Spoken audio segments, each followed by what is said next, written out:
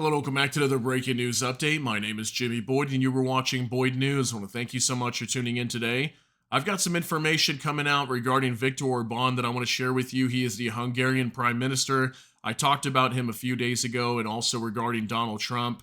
And we know that Donald Trump is going to try to end this war as soon as he becomes president elect. Okay, if he does end up becoming elected in the United States, he has come out publicly many times and said that he would end this war in Ukraine, and he's recently said that he would do so as president elect. Okay, so possibly in November or December, he could have a plan that he will present to Ukraine to help them end this war and basically cut off funding, or I'm not sure what will happen here, but something will happen to end this war. But we will for sure start to see peace talks as soon as that happens. So I want to talk some more about this. We've got a story as of yesterday that Viktor Orban came out and said that Trump has a well-founded plan for Russia-Ukraine peace talks. Okay, so apparently his plan is well thought out, and it will basically force Russia and Ukraine to come to the negotiating table and find a peaceful solution to end this war. And we know that this is coming for sure because I found this information just yesterday. This is on DW, and it says Ukraine updates, Russia should be at peace talks, says Zelensky. So it says right here, Ukrainian President Volodymyr Zelensky said Kiev could invite a Russian delegation to a second peace summit. Over 40% of Ukrainians support peace talks, according to a survey in Ukrainian media. DW has more. So we know that Volodymyr Zelensky is trying to invite Russia to the next peace summit, which I believe they could be holding one in November, from what I understand. And it would make sense with the timing if Donald Trump ends up getting elected in early November, and if they were to hold a peace summit, that would probably be the time they start negotiating and figure out a peaceful way to end this war. So I think that's what Volodymyr Zelensky is expecting, and it looks like there's a lot of expectation from around the world that Donald Trump could win. Obviously, we don't know. It could be Joe Biden, and it could be Donald Trump. But assuming that Donald Trump does win, we know that this war is going to change, okay? It is definitely going to change, and we know that Donald Trump is most likely going to cut funding to Ukraine, and it's going to leave the EU, European nations, even many NATO members holding the bag. And if they want to continue supporting Ukraine, it's going to be very difficult for Europe to do that without the backing of the United States, because the United States does majority of the funding for Ukraine, sending in them all kinds of weaponry. So I want to talk some more about this today. I've got some information to go over. I've also got a quick video we're going to show you from an interview with Viktor Orban and him talking about this war and how the EU needs to shift their policy and start getting prepared for this, because the United States is going to shift their foreign policy when it comes to Ukraine. And Ukraine is going to be no longer getting this funding if Donald Trump ends up getting elected. So let's go ahead and get right into this on the Financial Times. Donald Trump has well-founded plans for Russia-Ukraine peace talks, Viktor Orban claims. Hungarian Prime Minister tells EU leaders in private letter that Republican candidate would rapidly push to end the war. And it says here, Donald Trump will quickly demand peace talks between Russia and Ukraine if he wins in November's U.S. presidential election, and has developed well-founded plans for doing so. Hungary's Viktor Orban has claimed after private discussions with the Republican candidate. The prospect means the EU should reopen a direct diplomatic communication with Russia and start high-level negotiations with China to find a peaceful solution to end the war in Ukraine. The Hungarian Prime Minister said in a private letter to EU leaders following consultations in Moscow and Beijing. Orban also said in the letter that on the basis of his recent discussions with Russian President Vladimir Putin, Chinese President Xi Jinping, and Ukrainian President Volodymyr Zelensky, the general observation was that the intensity of the military conflict will radically escalate in the near future. Moscow has relied heavily on Beijing to prosecute the conflict. So we talked a lot about that recently too, that after Viktor Orban met with all these leaders, okay, with China, with Moscow, with Ukrainian President Volodymyr Zelensky, and then also Trump, he came out in an interview and said that the war in Ukraine was going to escalate dramatically in the very near future, because obviously there's only a few more months left. If Ukraine wants to achieve their war goals and Russia wants to do the same, well, they've got to ramp up their operations like crazy. And I also heard some reports this morning as well on X that Russia was starting to drop all kinds of glide bombs in the Kharkiv region again, okay? So Both sides are going to be pushing hard here. There's even lots of reports of Russia sending meat assaults. Okay, they call them meat assaults, where they're just sending, waves and waves of men that are ill-equipped, just trying to rush them into Ukraine and try to take over whatever land they can at the expense of so many human lives. And it seems almost that they don't really care how many they lose, based on that information. But it says right here, Orban's office declined to comment when contacted by the Financial Times, which has seen his letter. Trump's campaign team did not immediately respond to requests for comment. His trips to see Putin, Xi, and Trump over the past 2 weeks while holding the EU's rotating presidency, have shocked his allies in the bloc and NATO. Many fear Orban's support for a peace settlement, while Russia still controls vast amounts of eastern Ukraine, plays into the Kremlin's hands and undermines Western resolve in support of Kiev's territorial integrity. So that's kind of something that the EU is concerned about. That they feel like Viktor Orban is basically helping out the Kremlin, helping out Russia, trying to give them the upper hand here to end this war. And obviously, it looks like Ukraine is probably going to have to give up these annexed regions that have been taken from them, and then hopefully that would allow Ukraine to stay as an independent country. And then eventually, I know NATO wants Ukraine to join. Okay, so that's going to be definitely a hurdle for them in these peace talks, is the whole NATO, Ukraine joining NATO thing. So we'll have to see how that's going to go. But we can expect no peace initiative coming from Trump until the elections. I can, however, surely state that shortly after his election victory, he will not wait until his inauguration, but will be ready to act as a peace broker immediately. Orban wrote in his letter sent to European Council President Charles Michel and other EU leaders, he has detailed and well-founded plans for this. That means the EU should anticipate the shift in U.S. policy, Orban said, and either embrace the need for immediate negotiations between Russia and Ukraine, or take on more responsibility for funding Ukraine's defense. So look at that. That's where the EU is going to be left at here, okay? So either they can embrace this new change in U.S. policy and say, you know what, okay, let's start moving towards negotiating between Russia and Ukraine.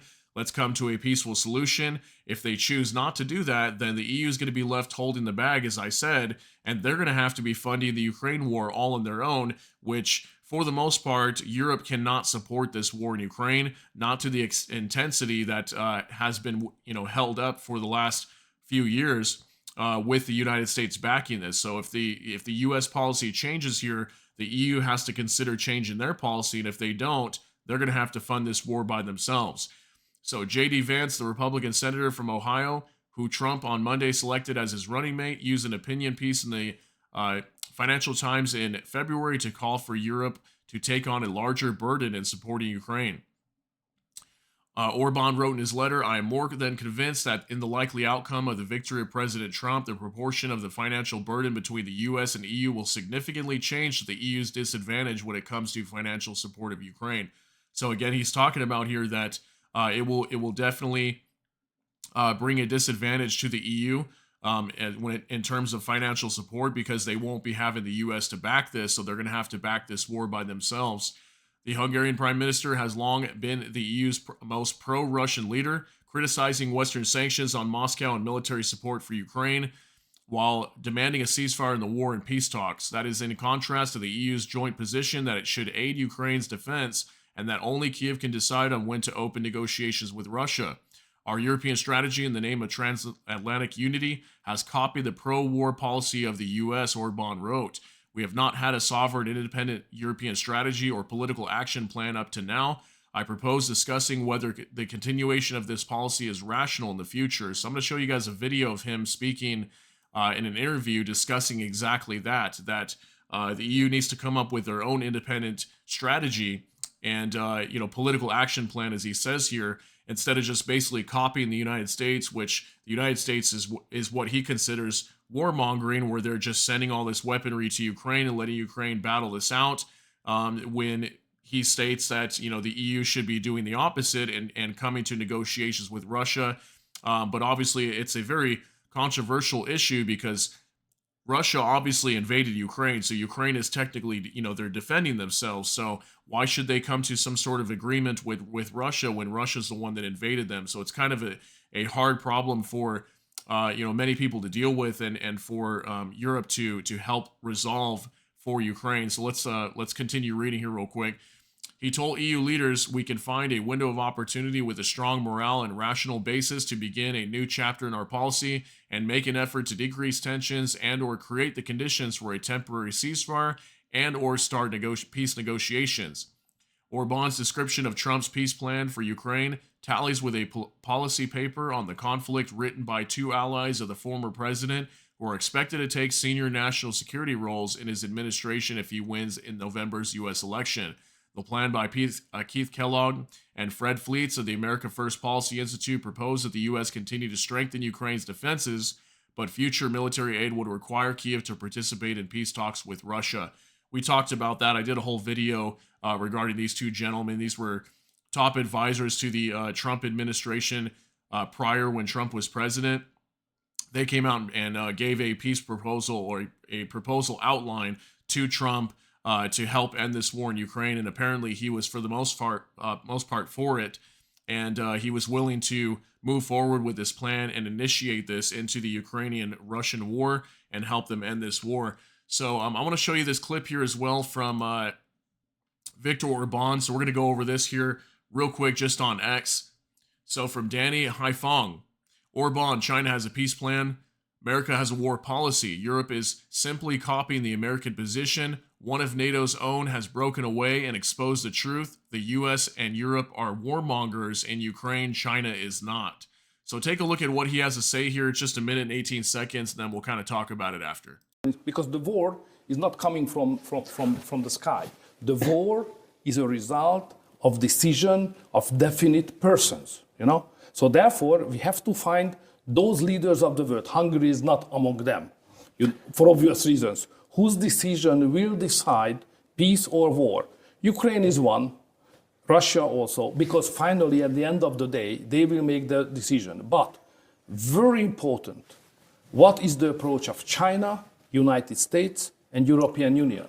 China has a peace plan. America runs a war policy. And Europe, instead of having our autonomous strategical approach and position, we are simply copying the American position. So, sorry to say, but Europe has a war policy as well. So my target is first to understand how we could change the position of those elements, those pillars of the situation, their thinking and approach from war to the peace. If China, United States, and Europe would like to have a peace, it's far easier for the Ukrainians and the Russians to find a solution how to stop fighting, how to save lives, how to negotiate and find a durable solution.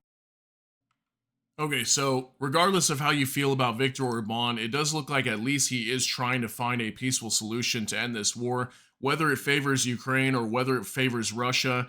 I mean, I think at the end of the day, Ukraine can only fight this war for so much longer. We know they're losing a lot of troops and everything. So, Ukraine may be on the back end of this and maybe not be able to defeat Russia as it seems, okay? So, but at the end of the day, at least Viktor Orban is trying to end this war based on what I see. So, he is coming out publicly and stating a lot that Donald Trump is going to be able to end this war, that he's got well-founded plans for this. But we do know that Donald Trump is going to push for this nearly immediately, okay? As soon as he becomes president-elect, not even actually inaugurated as president yet in January, that he will start pushing for Ukraine to end this war. I think this is also a good thing because it's proactive and it'll get this war ended as soon as possible. I know many people want to see Ukraine win this war, and obviously they deserve to get their land back if it was taken from them. I understand that if they were invaded.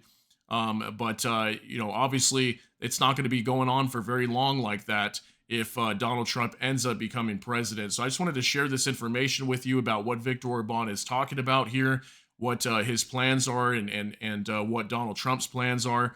And obviously he is pushing very hard to try to help find a solution to this conflict. And at the end of the day, I think that's what most people want, is a peaceful solution and end to this. There are some people that want to see Russia lose as well, and I understand that, considering that they did invade them. But it's obviously a very difficult and controversial conflict at the end of the day.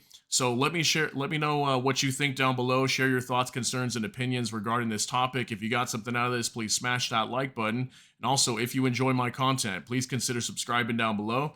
Hit the notification bell. That way YouTube can notify you. And with that, I hope y'all have a great day. Everybody take care and God bless. And we'll see you in the next one.